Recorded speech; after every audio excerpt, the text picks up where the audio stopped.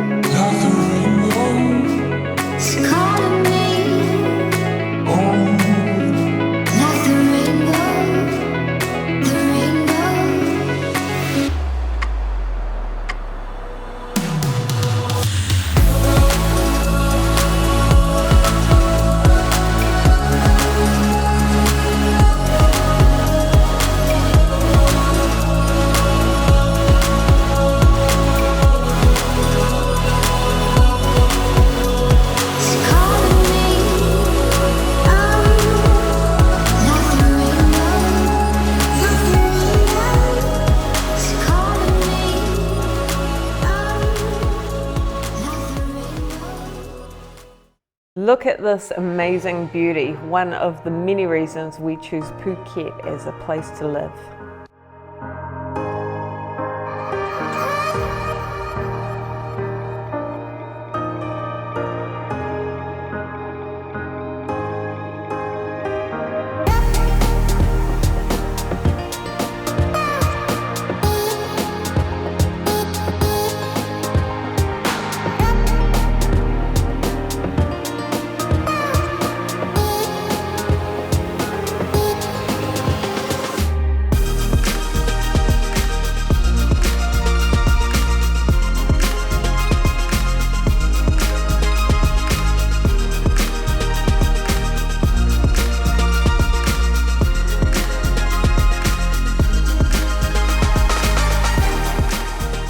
About 7 months ago, I did a video, number 31, which was the true cost of living in Phuket in 2023.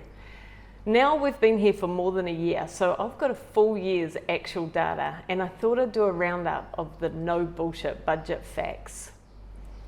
A lot of expats come to Phuket expecting life to be really cheap. I hear so many people talking about how they can live on X amount of dollars, and inside my head, I'm usually screaming, that's rubbish. Don't get me wrong, anything is possible. Although if living within a small budget is your number one priority, then I would suggest Phuket is not your best choice. I guess the first question that you need to ask yourself is, what type of life do I want to lead in Phuket? If the answer is a life that's equal to or better than the life you lead wherever you've come from, then you need to be prepared for the true cost of living in Phuket.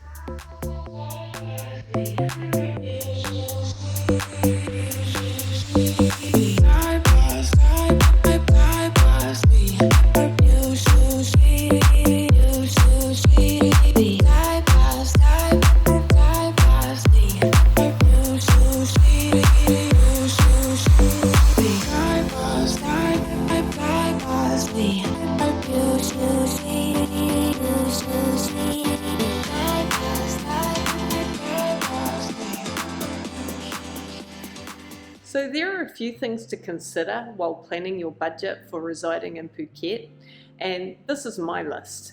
Number one is who's coming? Is it you traveling on your own, or do you have a partner? Do you have children? Are your children school aged? That brings us to number two, international schools. Will your school aged children attend an international school in Phuket? If so, this will impact your budget because international schools are expensive here. Number three is accommodation. Are you happy in a studio apartment or a one bedroom with shared facilities? Or do you need a private villa? Perhaps you want your own swimming pool. Does it need to have multiple bedrooms? That brings us to number four, where? The island of Phuket is actually bigger than what people think, and there are all sorts of areas and they all have their own feel and their own community. It's important to do your research about where you'd like to live and plan accordingly. This can impact your budget because some areas obviously are very popular with expats and the rental prices can be high in those areas. The next one is activities. Will you want to do activities while you're in Phuket? We do, and I'm sure you will too. Do you want to join the gym? Would you like to do some Muay Thai training? Do you like yoga? Will you be playing sports? Will you actually want to do some of the tourist activities like boat tours and elephant sanctuaries? You better budget for all that. The next one is vehicles. Will you hire or buy? Will you need a motorbike, a car, or do you need both? Don't forget that Phuket has a rainy season and it can be pretty difficult getting your groceries always on your little scooter. So we do find that the car is an absolute necessity for us. The next thing is travel. I know, it seems like Phuket is like holiday all the time, but in reality, when you reside here, it's nice to sometimes do some other traveling. And is that traveling going to be domestic within Thailand, or are you going to want to allow for international travel in your budget? Next thing is eating and drinking. We find that eating out is as cheap as eating in. For us, we eat Thai food predominantly, probably 80% of the time, and that is cheap. You can eat on a really small budget. But we don't drink alcohol. So if you're a drinker, you need to allow for that because that will double your food, your eating out budget. So yeah, have a think about that. If you like European food, your food will be more expensive as well. So important to allow for those things. The ninth thing, the last thing on my list is healthcare.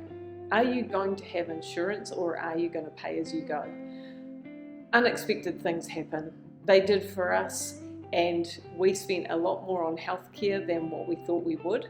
We do have insurance, but we had opted for one that has a high deductible and does not have outpatient care. So most of the things that we required last year, we had to pay for on top of our insurance.